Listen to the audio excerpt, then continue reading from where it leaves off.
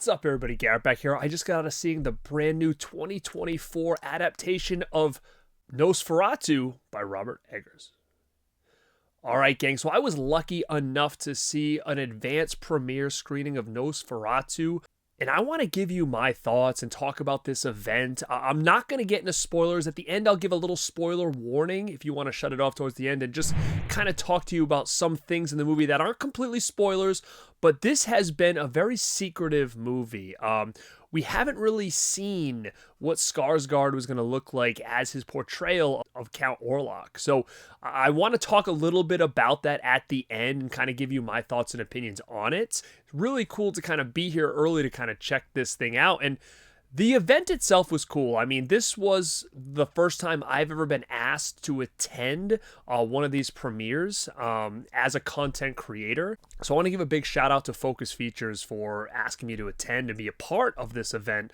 This took place in Boston, Massachusetts at the Brattle Theater. So living outside a city, once you get into the city, parking becomes a huge issue. So literally we were driving around this theater for about almost 30 minutes looking for parking.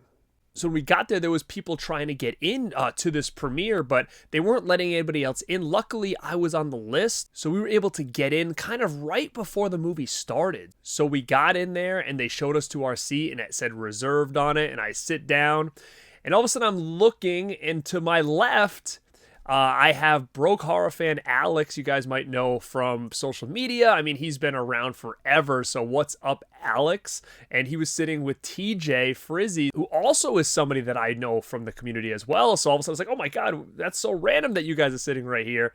And then I turn to my right and I see Jeff from Films at Home sitting right next to me. So it was just really cool to see some familiar faces. So a big shout out to them, and also PVD Horror, who you've seen me do collabs with before. They were there as well. So big shout out to everybody that I chatted with.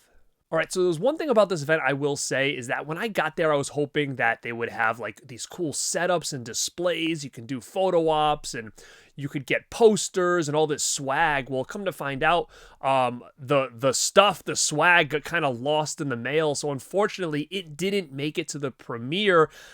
I guess it being around Christmas, the mail is wild. Things are taking longer to get here. I just had an Amazon order today just get pushed back for another 3 days. It was supposed to be here tonight. So the mail is just wonky right now around the holidays. So that was kind of a little bit of a bummer because like I was all excited to get some of this cool premiere swag that just never ended up getting to the theater on time. So before they started the movie, they told everybody we had to shut our phones off. Phones needed to be away. They did not want to see them, obviously, because they didn't want us taking any pictures or anything of the movie, which was really cool because, again, being in an environment like that and not having a phone buzzing in your pocket or you wanting to look at it to see what was going on was a little bit refreshing because even when I do go to the movies, if I don't shut my phone off, it's literally buzzing in my pocket the whole time. And sometimes I have to take a quick peek because I'm just like, what am I missing? Is there an emergency? But here we couldn't have phones available. All right, so I'm sure you guys want to know what did I think about this movie. For a lot of people, this movie was like their #1 anticipated movie of 2024. Now, I'll go back with my history with Robert Eggers. Obviously, I love The Witch. Lighthouse I thought was okay. Northman, I wasn't the biggest fan of personally of that movie. So when it comes to his stuff and me, I'm kind of give or take, right? Like I think he does a great job with his directing and his style, I think, is always fantastic. But again, sometimes just some of the stories and concepts aren't just exactly what I'm into. But man, Nosferatu is such a classic. That was one of the first horror movies I remember watching as a kid because what made me decide to watch it was that Are You Afraid of the Dark episode where they were watching it on the screen and you kind of saw that Orlok character come out of the screen. And I was like, oh my God, what is that? And my dad was like, oh, that's Nosferatu. And I remember going back and watching the silent movie. And from there, I just really loved that character. Being a huge fan of Salem's Lot, he kind of has a little bit, Barlow kind of has a little bit of that look. So that vampire look has always been one of my favorites. Even 1979's Nosferatu the Vampire with Klosinski, like, I love that movie. I really do like that movie a lot. So I was intrigued by this one. I wasn't all in on this, but I definitely was intrigued. Like, what are they going to do here? And I'm going to tell you from a stylistic standpoint, this movie looked great.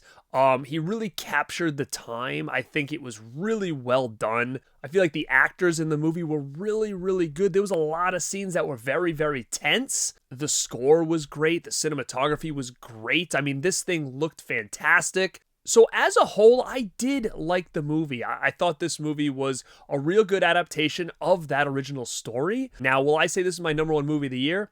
No, because I did have some problems with this movie as well. Number one, in my opinion, I felt like it was a little too long. I found myself towards the middle kind of getting bored with just a lot of dialogue. Things felt like, to me, they kept dragging a little bit.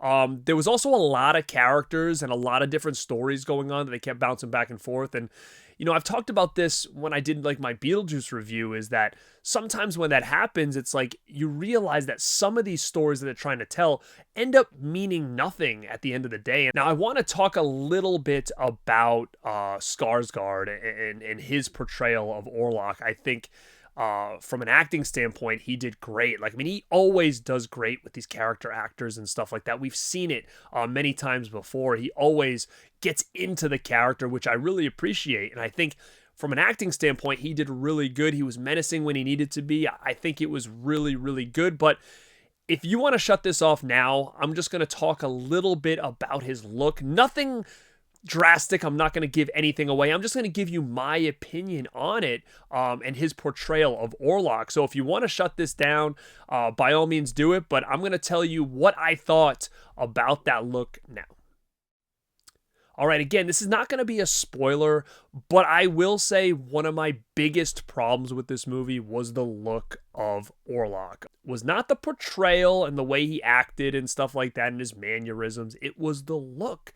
And there was a decision made with this look that I feel really took me out of this. And I think if this was different, I think I would have liked this movie a hell of a lot more. Like I said, I really did like this movie a lot, but I think this would have taken it to another notch if some of these decisions weren't made.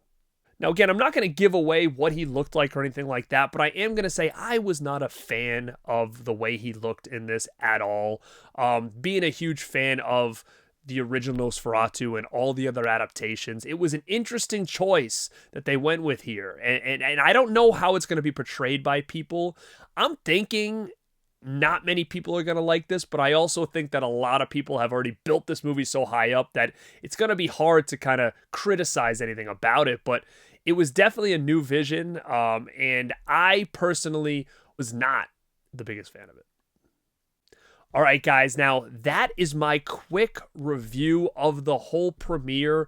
When we got out of the premiere, I would have loved to chat with some more of these content creators out there, but it was downpouring and everybody was just trying to run to their cars. And being in the city, once we found parking, we weren't right next to the theater. We had to walk. So, guys, big shout out again to Focus Features, to everybody involved, the Brattle Theater, and all the other people that I saw there today. I was very honored to be asked to be at this thing because this movie does not come out for another week. This comes out on Christmas Day, and a lot of people, including myself, were like, why is this coming out on Christmas Day? That's almost kind of a disservice of a movie like this to come out at that time. But you're going to find out that this is a Christmas movie.